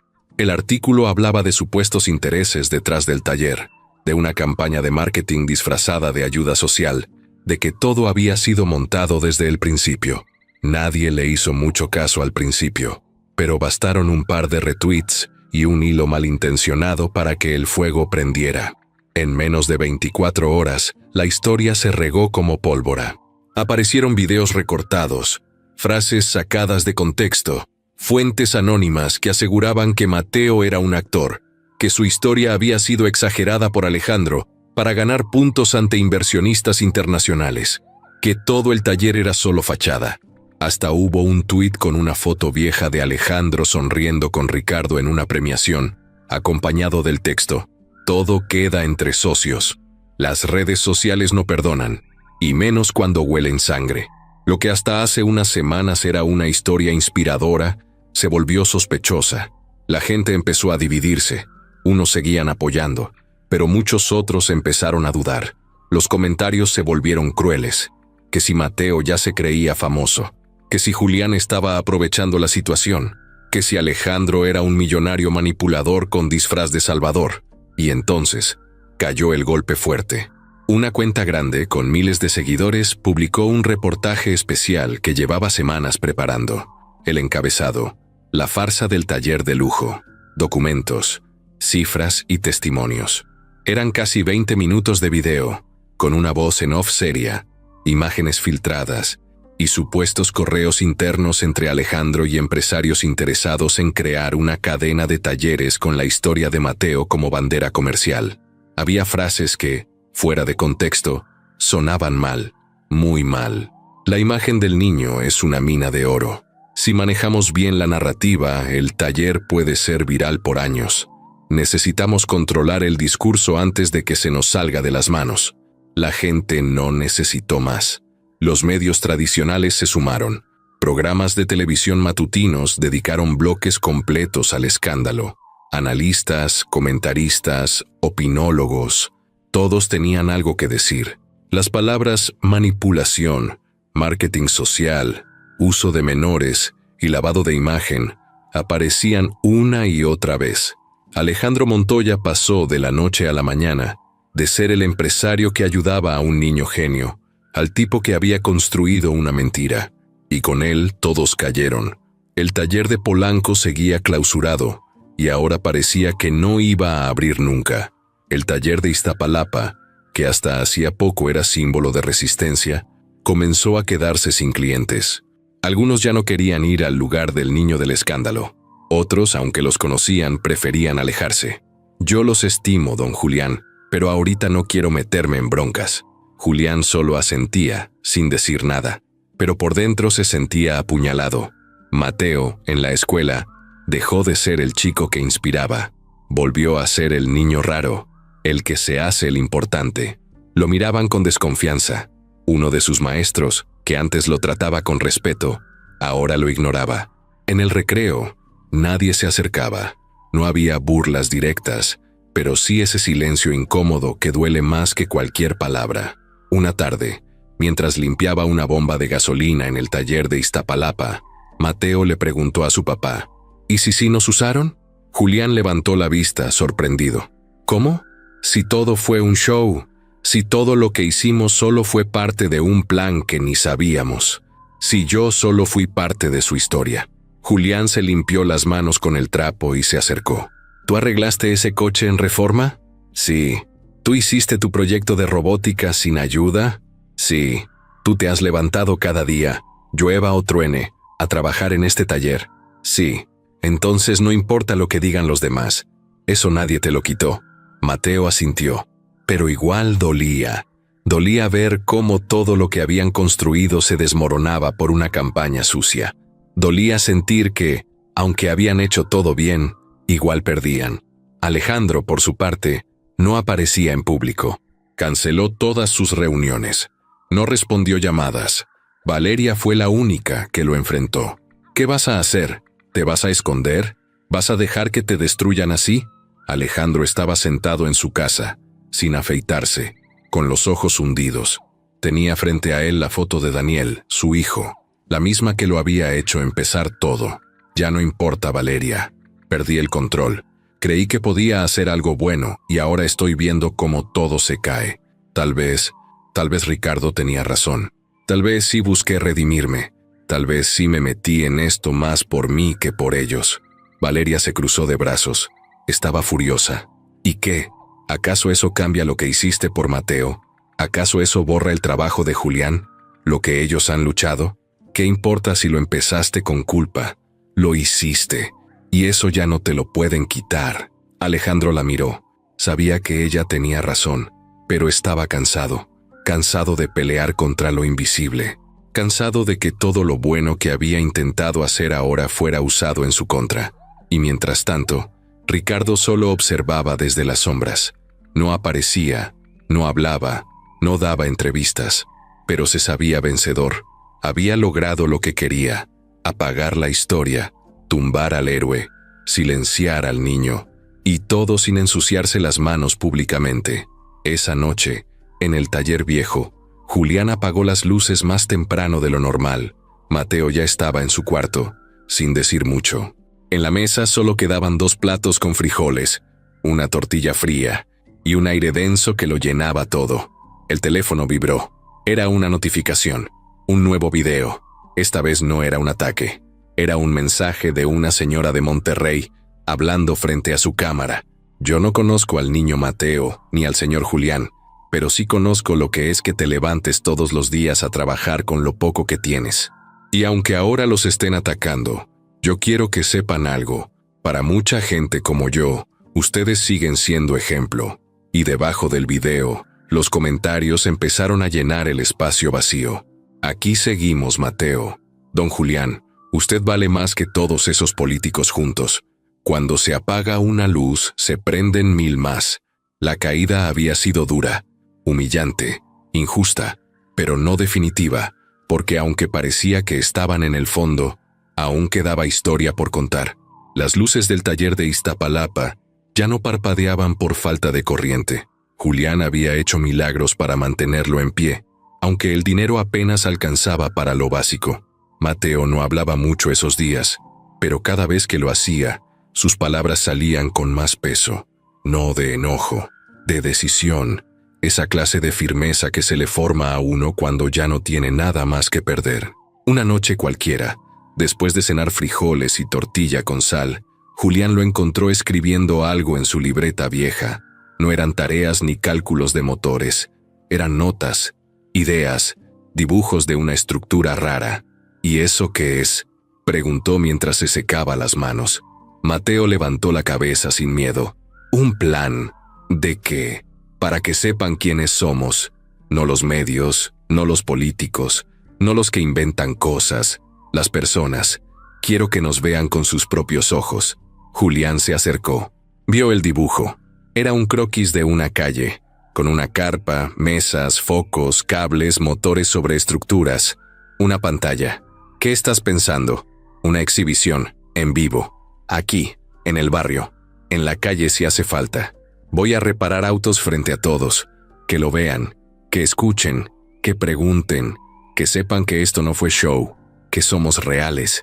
Julián se quedó en silencio unos segundos. Se pasó la mano por la barba. Luego asintió, sin decir palabra. No hacía falta. Eurico me insinuó, las semanas siguientes fueron un caos.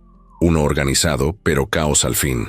Mateo hizo listas, buscó contactos, habló con vecinos, grabó videos caseros explicando su idea. No tenía producción, ni dinero, ni patrocinadores. Solo tenía un celular, una conexión a internet prestada y muchas ganas. Quiero invitarte a una exhibición en vivo, decía en el video mirando a cámara. No quiero fama, solo quiero que veas con tus propios ojos cómo trabajo. Porque esto no es una historia viral, es mi vida. El video no se hizo viral de inmediato, pero se compartió. Uno, luego otro, luego otro. Vecinos, mecánicos, maestros, hasta estudiantes de robótica empezaron a comentar. Algunos se ofrecieron a ayudar, otros solo escribieron: ahí estaremos. Valeria se sumó sin pensarlo. Consiguió lonas, prestó bocinas, imprimió carteles. Alejandro, aunque no lo decía en voz alta, puso dinero desde el anonimato. No quería figurar, no esta vez. Sabía que la historia ya no era suya, era de ellos. La calle donde estaba el taller viejo se transformó en 2 semanas. Pusieron luces colgadas entre los postes, cables por todas partes, bancas improvisadas con guacales, hasta un pequeño escenario con madera reciclada. Pintaron las paredes con aerosol. No era bonito, pero era honesto. Y llegó el día. Desde temprano, vecinos comenzaron a llegar, familias completas, niños con mochilas, señoras con sillas plegables, abuelitos que llevaban años sin salir. Algunos venían solo por curiosidad, otros porque ya sabían lo que significaba ese lugar. Mateo se paró al frente, con la gorra hacia atrás, las manos ya manchadas de grasa, el rostro serio. Tenía al lado a Julián con la mirada firme, y detrás, a Valeria acomodando el sonido. Todo estaba listo. Había un coche viejo al centro, un Nissan que no arrancaba desde hacía meses.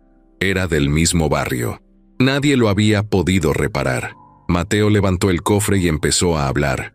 Este coche tiene un problema eléctrico. Lo sabemos porque cuando intentas encenderlo, la chispa no pasa. Pero no es la batería. Ya la revisamos. Tampoco es el arranque. Es la distribución de corriente en el módulo central. Lo que haré es desmontar, revisar los fusibles y hacer una derivación directa. Y mientras hablaba, trabajaba. No usó palabras difíciles. No fingió ser experto. Solo era él, con su conocimiento, con lo que había aprendido de observar, de preguntar, de fallar y volver a intentar. A los 10 minutos, el motor rugió. La gente aplaudió, pero no como si vieran un truco de magia. Aplaudieron con ganas, como si vieran a uno de los suyos demostrando que sí se puede. Después vinieron más coches. Un Beetle con problemas de carburación, una camioneta con frenos desgastados, un auto nuevo que traía errores en los sensores. Todos fueron revisados en vivo, con explicaciones claras, con Mateo al frente. En cada reparación se acercaban más personas. En un momento, ya no cabía nadie más en la banqueta. Algunos se treparon en las bardas, otros miraban desde las azoteas. Y ahí fue cuando pasó lo inesperado. Un grupo de estudiantes de una universidad de ingeniería llegó con sus propios proyectos, prototipos de autos eléctricos, pequeñas maquetas. Pidieron permiso para mostrar lo que hacían. Mateo los dejó pasar. En minutos, el taller se convirtió en una feria de talento. No de competencia, sino de comunidad.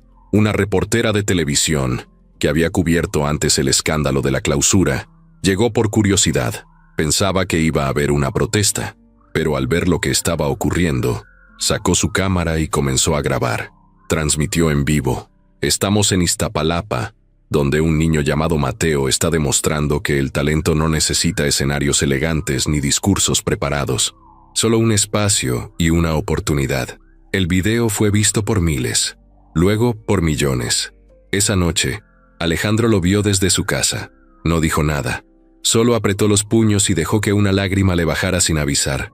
No de tristeza, de alivio, porque por fin, Mateo estaba ganando con su propia voz. Valeria se subió al escenario improvisado, pidió silencio y tomó el micrófono. Hace unos meses, dijeron que este proyecto era una farsa, que solo era una historia bonita para redes. Hoy, con ustedes como testigos, demostramos que no somos invento de nadie. Aquí está la verdad, aquí está el talento, aquí está el barrio, de pie. El aplauso fue ensordecedor. Julián se acercó a Mateo, lo abrazó por el hombro y le dijo bajito: «Lo lograste, hijo. Lo hiciste más fuerte que el miedo». Mateo no respondió. Solo cerró los ojos unos segundos. No necesitaba palabras. Esa noche, el miedo ya no tenía espacio donde vivir. El eco de los aplausos todavía se sentía en la calle cuando cayó la madrugada. Las luces colgantes seguían encendidas. Algunos vecinos no se querían ir. Seguían tomando café en vasitos de unicel o platicando emocionados de lo que acababan de ver. Era como si el barrio entero hubiera respirado aire limpio después de mucho tiempo. Pero entre tanto ruido y emoción, Alejandro caminaba solo por una calle oscura, con las manos en los bolsillos y la cabeza llena de cosas que no podía seguir guardando. No se fue directo a su casa. Se fue al taller de Polanco, ese que seguía clausurado, como un símbolo de todo lo que se había derrumbado. Usó su propia llave, forzó la entrada como pudo y entró en medio de la oscuridad. Caminó entre las herramientas cubiertas con plástico, los autos a medio arreglar, el escritorio donde aún estaban unos papeles arrugados. Todo estaba tal como lo habían dejado, pero el silencio era otra cosa. Ese lugar ya no olía a éxito, olía a dolor. Se sentó en una silla y sacó una caja de cartón que tenía guardada bajo una repisa. Era vieja, polvosa. La abrió despacio. Adentro había fotos, recortes de periódicos y una carpeta que no había tocado en años. Temblando, sacó una hoja. Era la carta de su hijo Daniel, la misma que había leído una y otra vez desde que conoció a Mateo. Esta vez no la leyó, solo la sostuvo, como si con eso bastara.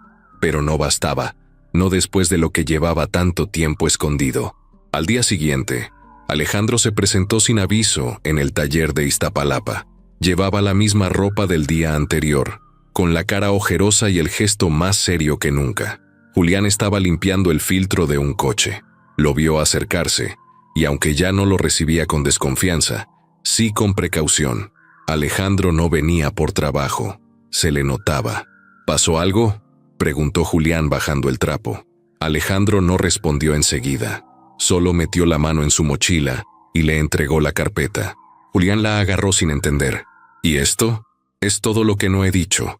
Julián lo abrió, sacó unos papeles. Eran documentos viejos, reportes médicos, actas, una bitácora de hospital. Empezó a leer en silencio. Sus ojos se fueron endureciendo con cada hoja. ¿Es real esto? Alejandro asintió. La muerte de mi hijo no fue un accidente, fue suicidio. Julián apretó los labios. Dejó los papeles sobre el cofre del coche. Alejandro siguió hablando. Yo siempre dije que fue culpa de un amigo suyo que le prestó una moto. Pero la verdad es que él dejó una carta. Me la dejó a mí. Me culpaba. No por algo que hice una vez, sino por todo. Por no escucharlo. Por no apoyarlo. Por hacerlo sentir menos cada vez que hablaba de lo que le gustaba. Julián no dijo nada. Lo dejó hablar. La última vez que hablé con él fue para regañarlo. Le dije que ya estaba harto de sus tonterías, que dejara de jugar al inventor, que se enfocara en algo útil. Esa misma noche, se quitó la vida. El silencio fue pesado. Alejandro respiraba como si tuviera el pecho cerrado. Julián bajó la mirada.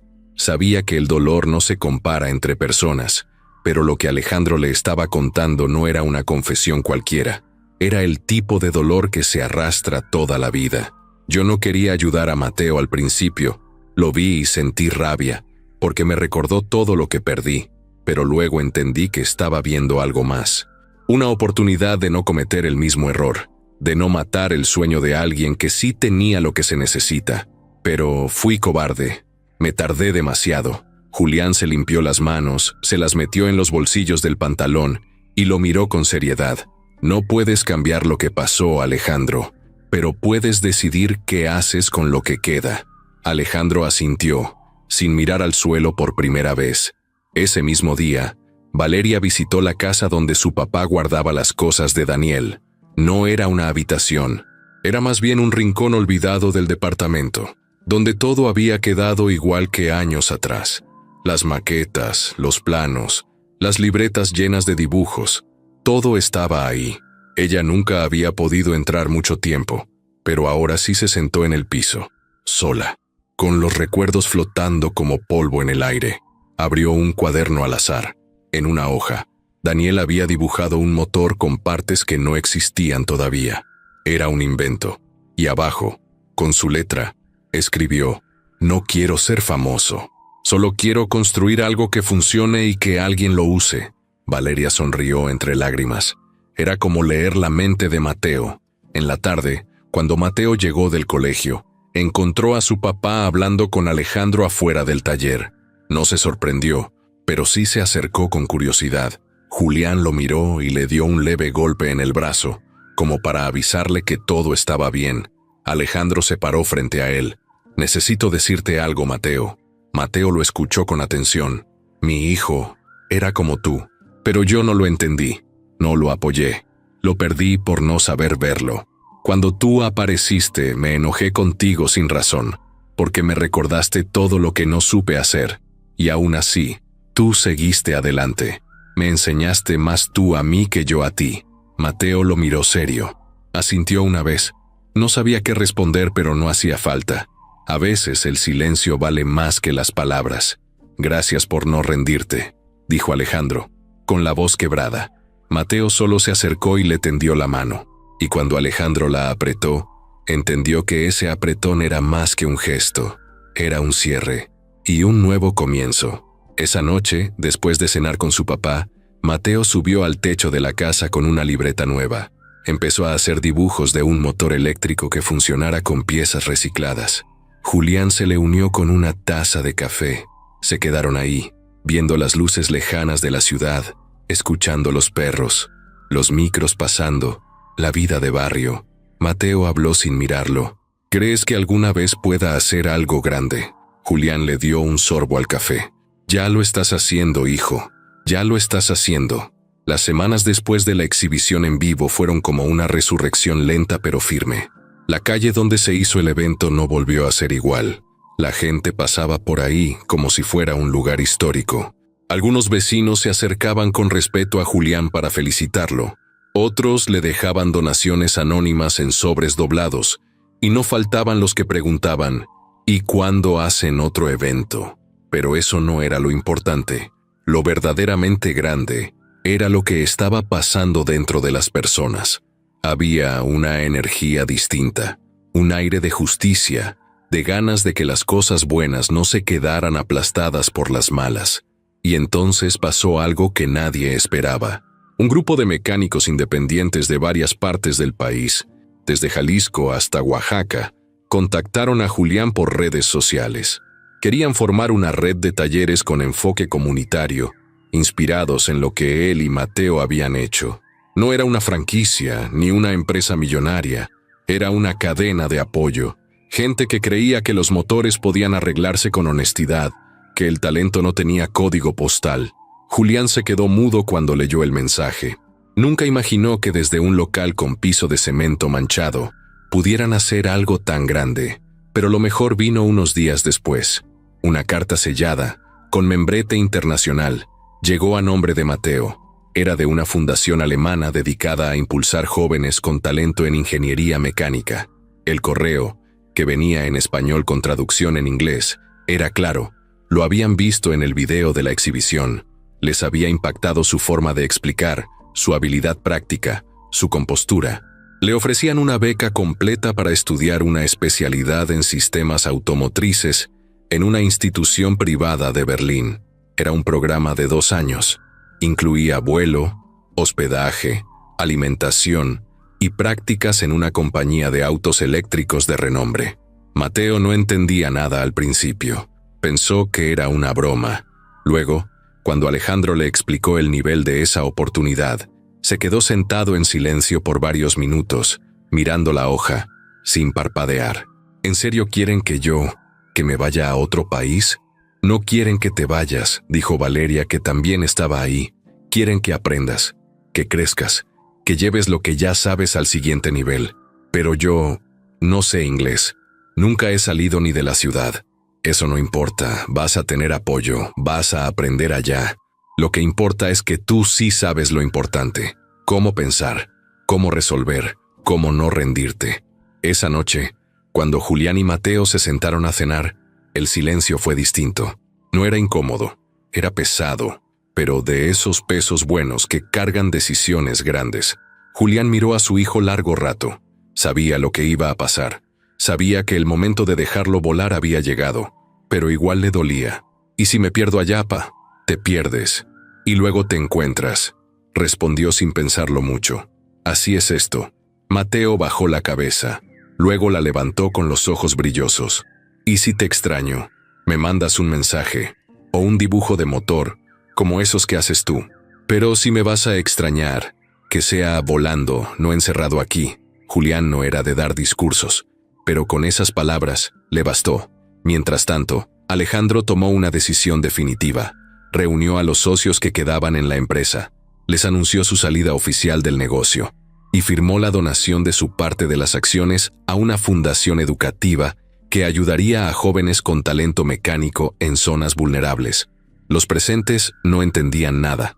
Algunos pensaban que había perdido la cabeza, pero él no explicó. Solo dijo: ya estuve mucho tiempo construyendo dinero. Ahora quiero construir otra cosa. Ricardo, por su parte, empezó a tener problemas. Uno de sus contactos filtró pruebas de sus movimientos para bloquear el taller. El gobierno local inició una investigación. Los medios que antes lo defendían empezaron a cuestionarlo. En poco tiempo, su imagen quedó dañada. Ya no era el empresario exitoso que todos aplaudían. Ahora era solo otro político de negocios jugando sucio y quedando expuesto. Nadie lloró por él. La clausura del taller de Polanco fue retirada. Sin embargo, Julián no quiso volver ahí. No por miedo, por decisión. Ya no necesitaban ese lugar para brillar. El taller viejo, el de Iztapalapa, se había convertido en mucho más. Con las donaciones, lo reforzaron. Pintaron las paredes, cambiaron el piso, pusieron mejor iluminación. Un grupo de estudiantes universitarios llegó para ofrecer clases de mecánica básica a niños del barrio.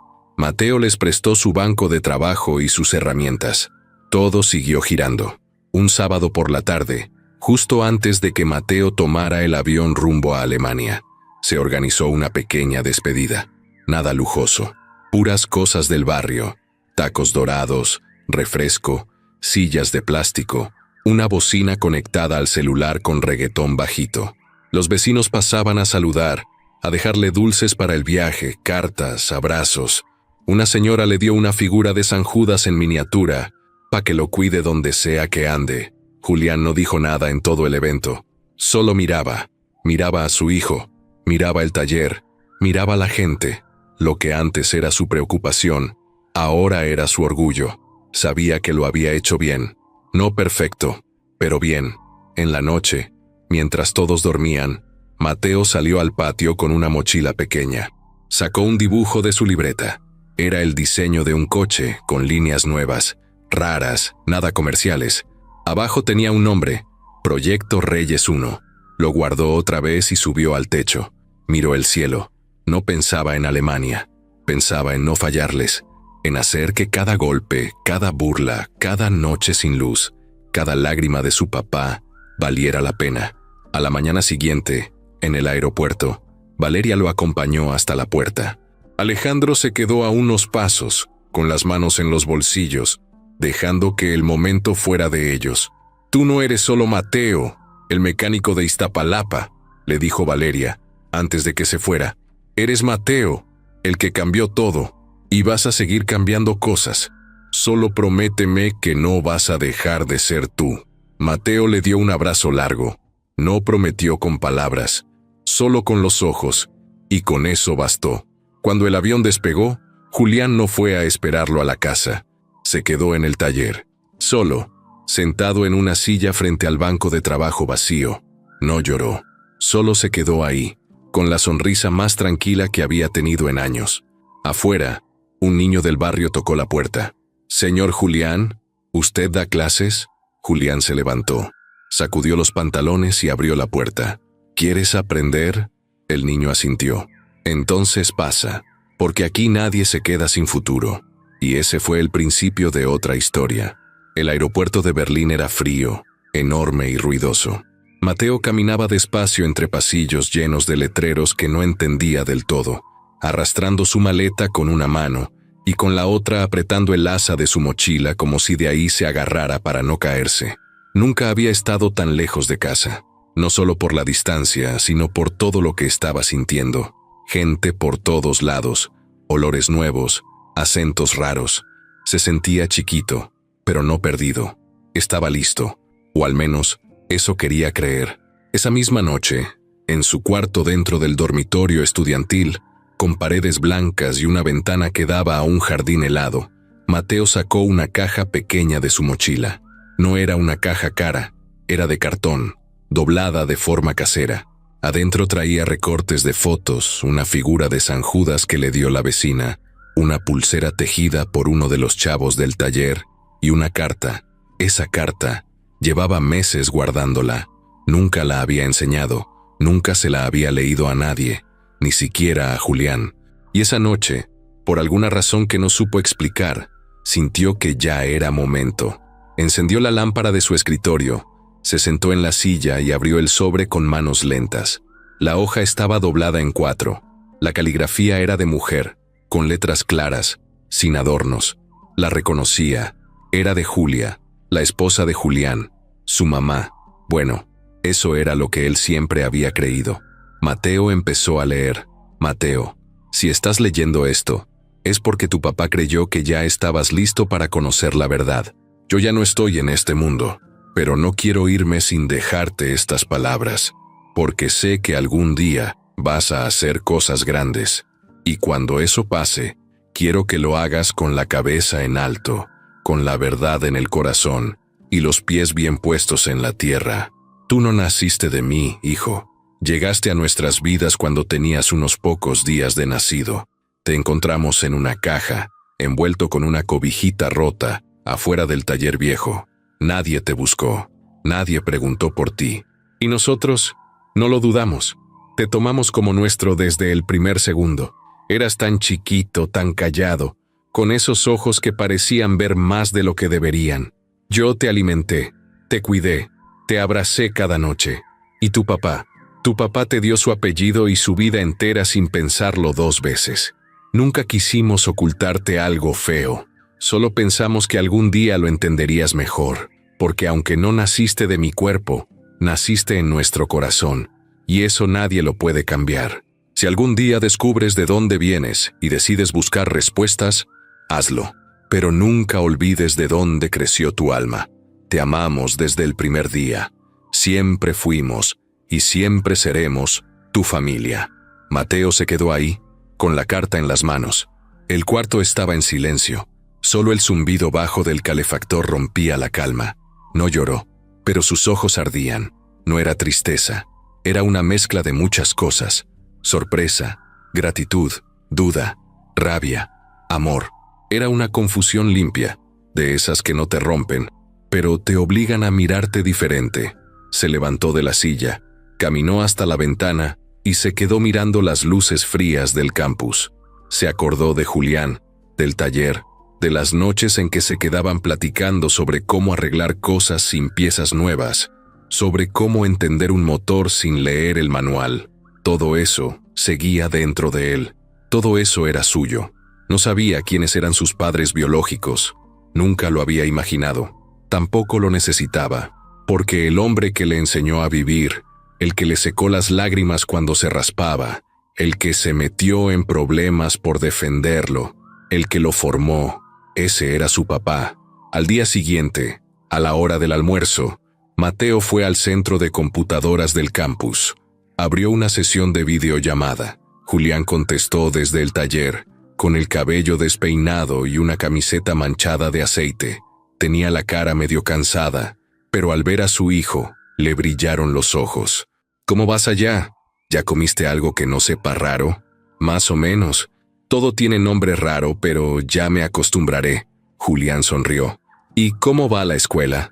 Empezamos mañana. Hoy solo nos dieron una plática. Hubo una pausa. Mateo tragó saliva. Pa, encontré la carta. El rostro de Julián cambió. No de sorpresa, sino de aceptación. Bajó un poco la mirada. Ya lo sabía. Algún día la ibas a leer. ¿Por qué nunca me lo dijiste? Porque no era el momento. Quería que primero supieras quién eras, antes de saber de dónde vienes. Mateo se quedó callado. Luego levantó la vista. Gracias por no soltarme. Aunque no fui tuyo de sangre. Julián negó con la cabeza. Tú siempre fuiste mío. No necesito pruebas. Debí aprender a caminar, a decir tus primeras palabras, a romper cosas y luego a repararlas. Me diste más de lo que yo pensaba merecer. Mateo sonrió por primera vez en el día. Te extraño, pa. Y yo a ti, campeón. Pero acuérdate lo que siempre te dije. El motor no sirve si no arranca. Y tú ya arrancaste. Ahora dale, sin miedo. Pasaron los días. Mateo empezó sus clases. Aunque al principio le costaba seguir el ritmo del idioma, su forma de aprender práctico sorprendía a todos. No necesitaba mucho para entender los sistemas. Su cabeza ya estaba entrenada para pensar con lógica, con detalle. Rápido se volvió uno de los estudiantes más destacados del curso. Una tarde, mientras desmontaba una pieza frente al grupo, Un maestro se acercó. Mateo, ¿cómo sabías que esa conexión estaba mal? No sé, lo sentí raro. No sonaba como debería. El profesor se le quedó viendo como si estuviera frente a algo único. Tienes un don, le dijo, pero no solo en las manos. Lo traes en la cabeza y en el corazón. Mateo no respondió. Solo se concentró en seguir trabajando. En Iztapalapa, Julián siguió con el taller. Los niños del barrio iban cada semana a aprender. Habían pintado una pared con un mural enorme. Mateo aparecía ahí con su gorra y su trapo colgado en el hombro, rodeado de herramientas y motores. Abajo, en letras grandes, se leía: los que no nacimos con suerte, aprendimos a construirla. Un día, un periodista que había cubierto el escándalo inicial volvió a visitarlos. Esta vez, no para buscar drama, sino para contar el renacimiento. ¿Cree que su hijo va a volver? Julián sonrió, mientras limpiaba una bujía. Claro que va a volver, pero no va a regresar igual, va a volver más grande. Y no me refiero a estatura. El reportaje salió al aire esa misma semana. No fue viral, no tuvo millones de vistas, pero sí llegó a quienes debía, a los que necesitaban recordar que una historia con baches también puede tener futuro. Y en Berlín, una madrugada, Mateo terminó de escribir su primer proyecto serio, un sistema de reparación de autos que funcionaba con piezas recicladas y energía alternativa. Le puso un nombre: Reyes System One. En la portada, escribió una dedicatoria: para mi padre, el hombre que me enseñó a armar motores y también a no desarmarme yo. Y con eso, Mateo cerró su libreta. No necesitaba saber de qué vientre venía, porque ya sabía quién lo había enseñado a hacer.